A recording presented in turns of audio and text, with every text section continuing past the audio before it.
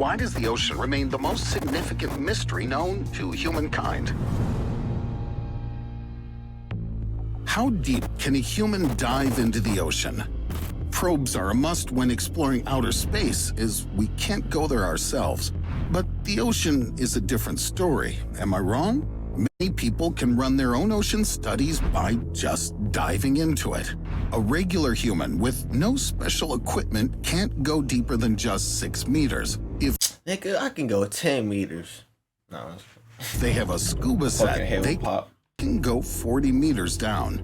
Although there are freedivers that can plunge 100 meters below sea level without it, it's still nothing compared to the formidable depth of the ocean. It's very far away, even from the first layer called the epipelagic zone. Its lower boundary lies at a depth epipelagic zone of 200 meters.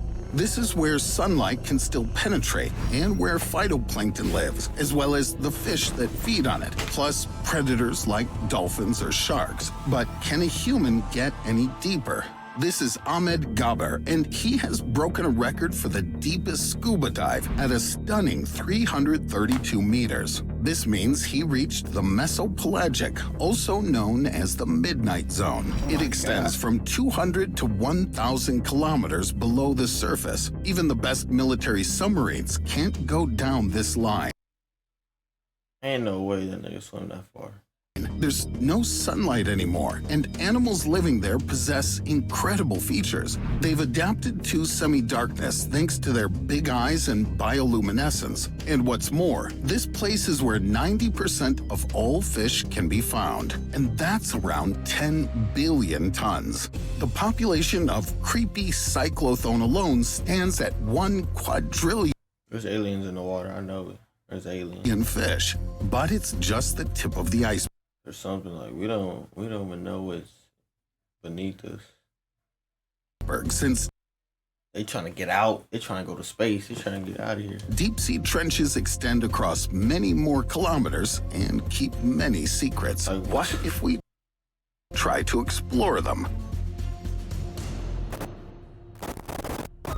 How do we reach the dark and cold ocean floor if even submarines can't do that? The deepest point is located beneath the western Pacific Ocean. It's the Mariana Trench. It's Mariana. called the Challenger Deep, and it has a depth of 11,034 meters. The pressure at that depth is 100 times higher than on the surface. To survive in this place, we'll need a special watercraft. The most famous of them is Deep Sea Challenger, as it was used in 2012 by Oscar-winning director James Cameron in an expedition to the Mariana Trench bottom. The only piloted I could never.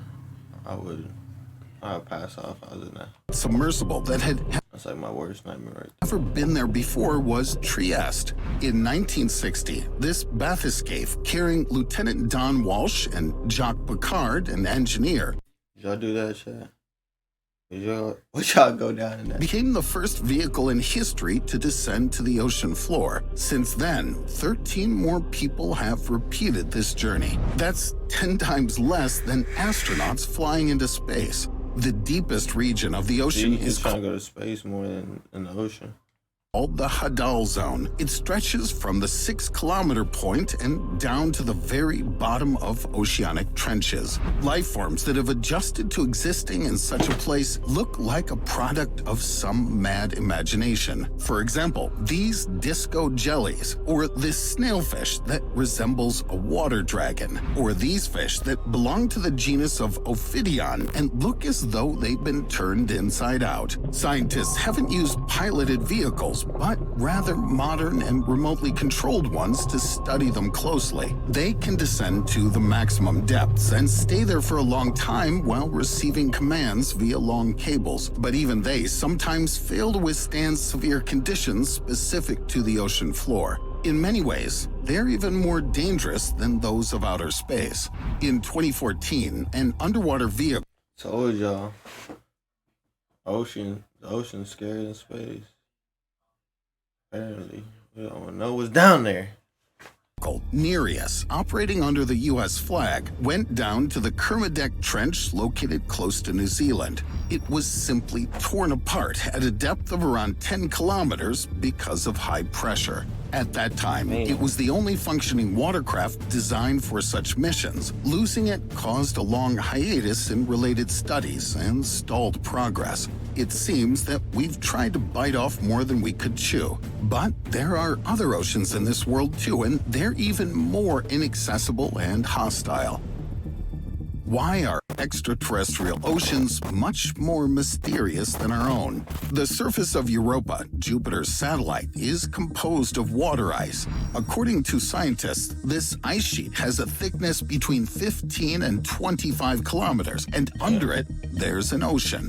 Astrobiologists suggest that there might well be life on its bottom around hydrothermal vents that release the satellite's internal heat. This kind of life might be similar to that existing in the deep waters of Earth. Furthermore, Enceladus, Saturn's satellite, may also be habitable. From time to time, steam jets generated by internal heat break through the ice covering its poles. In 2018, a space probe called Cassini discovered that they contained water. However, to find life there, we'll have to send a Nereus-like probe to the depths of both satellites. But the ocean of Enceladus must be around 30 kilometers deep, while on Europa, the waters must be as much as from 60 to 150 kilometers deep. That's 15 times more than what we have here on Earth. What can be hidden at a tremendous depth like that? Compared to this, Cameron's expedition seems to be a cakewalk. Such a mission requires serious preparations, and that's why NASA has started practicing deep diving on Earth. So how is the space agency going to explore the mysterious ocean pits of our planet? We've entered the coastal water with scuba sets. We've reached the depths in bathyscapes. These niggas want to go deep diving on another planet. Hell no. Hell to the no. And yet, we don't really know what lies in most of the water territory. At the moment, around 80% of the ocean remains unexplored. These ocean parts are called the 80%, y'all. bathypelagic and abyssopelagic, or the midnight zone. 80%. That's wild. And the abyss. Highly specialized species resistant to high pressure, like, for example, a tripod fish or a deep-sea anglerfish, are just a small part of the deep-sea world we've managed to discover. Given zero visibility, the ugly.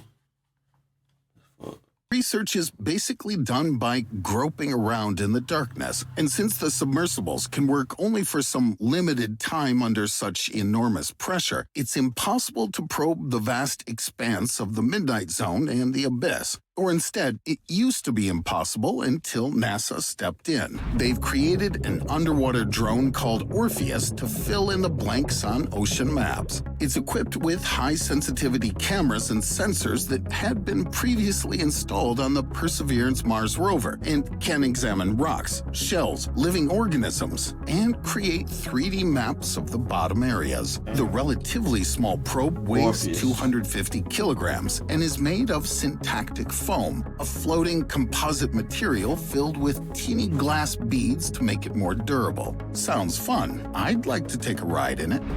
And its powerful flashlight helps it save energy and take high-quality pictures. At the same time, many details for the Orpheus were taken from the bathyscaphe used by James Cameron to go down the Mariana Trench. I guess it means that we're going to witness mysterious creatures getting discovered very soon. Who knows how many of them lurk in the obscure world of the oceans? And who knows what else we can find in the abyss? Perhaps a huge prehistoric shark that crashes our probes. Or maybe Atlantean citizens are behind that because they hate seeing our machines polluting their secret city. Or could it be aliens doing their best to stay unnoticed? Anyway, drop a comment and tell us what you expect to find on the ocean floor. But remember, if you gaze long enough into an abyss, the abyss... I pass him a shotty, now we get a leg.